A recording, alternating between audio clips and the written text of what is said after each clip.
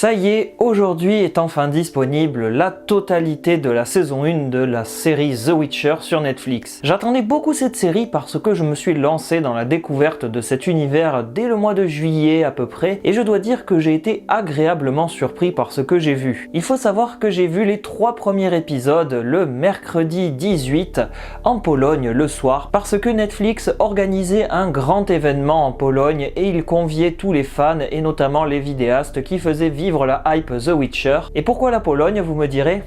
La question ne se pose pas quand on est fan de l'univers de The Witcher. On sait très bien que c'est un univers qui a été écrit par Andrzej Sapkowski, un auteur polonais qui se base sur la mythologie slave, mais aussi les grands mythes de la fantasy pour créer ce vaste univers du sorceleur en français ou The Witcher en anglais. Des années plus tard, c'est la boîte de production Netflix qui récupère les droits d'adaptation pour adapter tous les romans dans une grande série, une série qui au fil des bandes annonces se dévoilait avec des images de plus en plus percutantes. De fait, j'ai pu voir en avant-première les 3 premiers épisodes en version originale en anglais, sous-titrés en polonais, donc je vous avoue que par moments j'avais un peu du mal à comprendre ce qui se passait, surtout le 3e épisode quand il commençait à faire assez tard, mais ça ne m'a pas quand même empêché de profiter de ces 3 épisodes qui forment, si je puis dire, un grand ensemble que j'appellerais entre guillemets l'introduction à The Witcher. En attendant, ce que je peux vous dire, c'est que ces 3 épisodes étaient vraiment très bons, le ressenti que j'en ai est ultra positif, je suis très content d'avoir pu visionner ces 3 épisodes. Étant un amateur des livres, je m'y suis totalement retrouvé, et d'ailleurs les autres vidéastes français qui étaient conviés à cet événement ont eux aussi dit qu'en tant que néophytes, ils n'étaient pas totalement perdus, donc ça c'est une très bonne chose. Le fait que l'univers a réussi à être introduit dans 3 épisodes en présentant le contexte, les personnages, leurs intrigues, leurs objectifs, il y a vraiment toute une histoire qui se met en place dans ces 3 premiers épisodes, c'est pour ça qu'ils sont centraux et que j'avais vraiment envie de faire une vidéo pour les expliquer et pour les analyser, parce que pour moi c'est le point de départ de la saga. Et la manière dont ça a été mis en scène, c'était vraiment une très bonne chose. Et en fait, ce qui est le plus perturbant, si je puis dire, c'est que la timeline est assez particulière, surtout dans les 2 premiers épisodes. Dans le 3e, c'était un peu plus aseptisé, mais dans les 2 premiers, il y a vraiment un rythme qui s'accélère, et en fait, ils ont synthétisé quasiment un livre, voire peut-être même 2 livres, en un épisode et demi pour une seule intrigue, hein, si je puis dire. Attention, ne me faites pas dire ce que je n'ai pas dit, ils n'ont pas fait juste 2 livres en un épisode. C'est assez particulier quand je dis sur la timeline, parce qu'en fait, on a l'histoire de Geralt qui normalement se passe un peu avant, on a l'histoire de Yennefer qui est encore plus avant, et on a l'histoire de Ciri qui est un petit peu après en fait. Et toutes les 3 histoires se chevauchent mutuellement, et ça donne l'impression en fait que les 3 péripéties se déroulent en même temps, alors que pas du tout. Quand on a lu les livres, on sait très bien que ces 3 unités de temps et de lieu ne se déroulent absolument pas au même endroit ni à la même époque, et du coup c'est une petite subtilité qu'il faut capter, parce que si on la capte pas,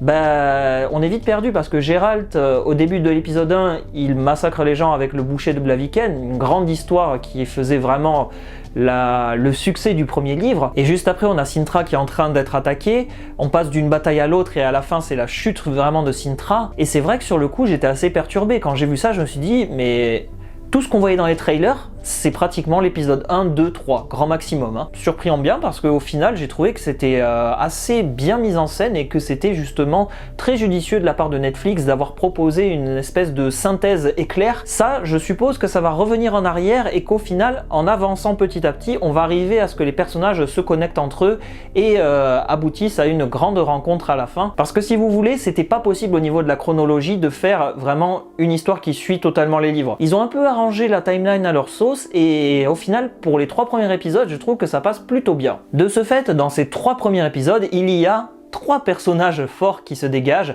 D'abord Geralt de Rive, ou Geralt de Rive, c'est pareil, hein. Ciri, et enfin Yennefer, les 3 personnages qui à mon sens occupent le plus l'espace et qui occupent même le centre de la série, parce que ce sont vraiment eux qui feront le cœur de l'histoire. Du coup, ce qui m'a vraiment surpris, c'est que l'épisode 1 a totalement déjoué mes pronostics. Ah oui, il a totalement tout balayé, un peu comme la dernière saison de Game of Thrones, ça a tout balayé. Et bien là en fait, moi dans ma tête, je pensais qu'on allait avoir vraiment toute la construction du conflit naissant entre Cintra et Nilfgaard. Pas du tout, en fait on est en plein dedans dès le départ, et à la fin de l'épisode 1, on a la chute de Cintra avec la mort mort de la reine Calante, du roi, etc., la fuite de Ciri, il y a tout un basculement et un retournement de la timeline, et tout ça permet de relier les personnages autour d'une chose, la destinée. La destinée, je crois qu'on l'a entendu des milliers de fois dans les 3 premiers épisodes, mais c'est ça qui fait un peu le charme de cet univers, c'est que dans les premiers livres, justement, la destinée, le fait que la quête de Geralt soit liée à celle de Ciri, mais également à Yennefer, il y a toute une histoire de prédestination et de destinée qui se met en place, et ça c'est très bien rendu dans la série. Ces 3 premiers épisodes permettent de bien instaurer tout le cadre et toute la géopolitique et même le background des personnages, si je puis dire. On a les liens qui se mettent en place, mais aussi les rivalités, les liens d'affinité. Tout ça est bien mis en scène et du coup, je n'ai pas été totalement perdu. Du coup, c'est vraiment une série qui s'adresse aux fans et aux néophytes et tout le monde y trouve son compte à mon sens. Et je pense que les fans de la première heure seront au rendez-vous, tout comme les néophytes qui aiment bien les univers de dark fantasy, avec des mythes polonais, avec des loups-garous et compagnie. Je pense que tout ça va s'y retrouver et que tout le monde y trouvera son compte dans cette charmante série. Enfin, charmante, c'est le moins qu'on puisse dire parce que c'est assez violent, il y a pas mal de sexe, de gore. D'ailleurs, niveau gore, justement, ça me permet de rebondir là-dessus. Je ne m'attendais pas à un tel niveau pour la série The Witcher. Clairement, ça se décapite dans tous les sens, ça dégueule du sang, il y a des tripes à l'air, il y a des personnages qui sont éventrés. Du coup, c'est logique parce que l'univers The Witcher est un univers très dark et très violent, et la violence est au centre même de l'intrigue, avec le racisme, la haine de l'autre et de l'étranger. Le racisme est d'ailleurs bien mis en scène, on voit par moments que les humains méprisent les nains, mais que les nains méprisent les humains, et que les elfes détestent les humains, mais les elfes aussi. Et en définitive, la violence et le racisme, ça participe à cette atmosphère très propre qui fait le charme de l'univers de The Witcher. En tant que lecteur, je n'ai pas été dépaysé, au contraire, il y a beaucoup de clins d'œil qui sont faits au livre, le passé de Yennefer qui est exploité beaucoup plus tard dans les livres, l'histoire de Geralt avec la Kikimor, l'histoire du boucher de Blaviken, l'une des grandes histoires de Geralt de Rive, sans oublier le point culminant avec l'histoire de la Strige qui était absolument incroyable. La Strige, je sais pas si c'était fait exprès dans la salle, mais nous, quand elle est apparue, la Strige, le son était très très fort et du coup ça m'a glacé le sang, le cri de la Strige, la façon dont elle est représentée, c'est totalement différent de ce qu'on a vu jusque là. Et là, elle a vraiment un aspect de momie morbide et c'est très très bien fait. Ça m'a vraiment plongé dedans parce que l'histoire de la Strige, c'est, si on peut dire, le nœud central de l'histoire de Geralt. Ça permet de voir comment il réagit face aux monstres et comment il va un petit peu enquêter autour pour déceler qui est à l'origine de la malédiction, qui est à l'origine de telle chose, comment tout ceci a mené à une telle situation. On retrouve vraiment tous les grands moments du premier livre, mais aussi, comme je vous ai dit, des petits moments en plus, notamment cette histoire avec l'autre sorceleur qui se fait massacrer par la Strige et dont Geralt va aller voir le corps. Ça ajoute un côté vraiment concret parce que dans les livres, quand Geralt arrive à la cour du roi Foltest, on lui dit qu'il y a d'autres sorceleurs qui sont fait tuer, il y en a un qui s'est barré avec l'argent, ceci, cela, mais on le voit pas, alors que là on le voit. Et montrer cela, ça donne du concret à cet univers parce que jusque-là, les personnes qui ne connaissent pas forcément l'univers pourraient penser que Geralt était le seul sorceleur alors que non, il y en a d'autres et ça on le verra sans doute plus tard dans les autres saisons. Au niveau de l'ambiance générale, je m'y suis totalement retrouvé, que ce soit les décors, les costumes, surprenant les costumes justement parce que j'ai beaucoup critiqué, et vous aussi sans doute, les costumes de l'armée de Nilfgaard. Là ça passe très bien, ce n'est absolument pas dérangeant, les costumes de l'armée de Nilfgaard et de Cintra sont très beaux. Visuellement parlant, la série nous propose de grands espaces, essentiellement, mais aussi des espaces un peu plus restreints, comme des auberges, des châteaux, des forêts, et tout ça, ça participe à la mythologie de l'univers du sorceleur, avec la neige, le côté un petit peu plus fantastique et coloré. Il y a tout ça qui se met en place dans cet univers pour nous montrer que c'est immense, complexe, mais aussi que la diversité participe à la richesse de cet univers. Grosso modo, les 2 premiers livres, ce sont eux qui permettent de creuser le plus la psychologie de Geralt, comment il va réagir face aux monstres, face aux humains, sa relation un peu qu'il a avec les humains. Et Henry Cavill restitue tout ça très bien à l'écran, il est bien imprégné du personnage, avec les petits comme ça, des fois, il arrête pas d'en faire ça. Ça fait un peu la brute épaisse, alors qu'au final, on voit que Geralt est quand même doué d'une conscience et qu'il a même une conscience personnelle et professionnelle vis-à-vis des autres races, mais aussi vis-à-vis des monstres. Quand Geralt parvient à raisonner les elfes qui sont alliés avec le bouc de ne pas attaquer le village et de s'installer ailleurs, bah là aussi ça participe un petit peu au développement psychologique du personnage. Et justement, parlons-en du bouc. Je sens que ce personnage, il va faire beaucoup parler de lui au niveau du maquillage, parce que c'est vrai qu'il n'est pas totalement parfait le maquillage. Je suppose que c'est une prothèse parce que c'est vrai que ça fait vraiment maquillage de visage. Je suis sûr qu'il y en a qui vont dire que c'est vieillot et que c'est ringard et que ça n'a surtout pas sa place dans une série actuelle, mais moi au contraire je trouve que ce côté un petit peu old school, à l'ancienne, ça donne plutôt un côté authentique à cette série. D'ailleurs là aussi les effets spéciaux sont très réussis, que ce soit la Kikimora, les décors, certaines batailles, les monstres, c'est vraiment très très bien rendu, donc je m'y suis retrouvé du début à la fin dans ces 3 premiers épisodes et je pense que les fans s'y retrouveront eux aussi. Oui, vous vous en doutez sans doute, mais je suis quand même très enthousiaste. Et en parallèle des intrigues de Geralt de Rive, on va avoir toute l'histoire autour de Ciri, la princesse en fuite, qui s'aperçoit en fait que la guerre la poursuit et qu'elle est poursuivie par sa propre destinée, qu'elle semble ignorer plus ou moins parce qu'elle ne sait pas forcément qui est Geralt. On lui dit d'aller trouver cette personne, mais elle ne sait même pas qui c'est, pourquoi on lui dit d'aller la chercher. Donc là aussi, il y a un peu une espèce de quête de vérité qui se met en place et même une course contre la montre parce que les soldats de Nilfgaard ne sont pas très loin derrière elle. Et enfin, l'histoire de Yennefer qui est une tragédie absolue. Ça commence très mal, la pauvre Yennefer se fait battre par des personnages et son beau-père va la vendre à la magicienne Ticia de Vries contre 4 pièces alors que le cochon est vendu 10 pièces, donc en fait la vie de Yennefer ne compte quasiment pas pour son beau-père. Suite à ça, on se prend vraiment d'empathie pour le personnage, le fait qu'elle soit défigurée, qu'elle soit même bossue un peu, ça avait fait pas mal entre guillemets polémique. Moi au contraire je trouve que ça participe un peu à la monstruosité du personnage et pour montrer que même si des fois il y a une enveloppe qui est pas forcément belle de l'extérieur, à l'intérieur la personne peut être très très belle et très bon, et c'est le cas avec Yennefer, mais la bonté chez Yennefer, vous savez très bien que c'est assez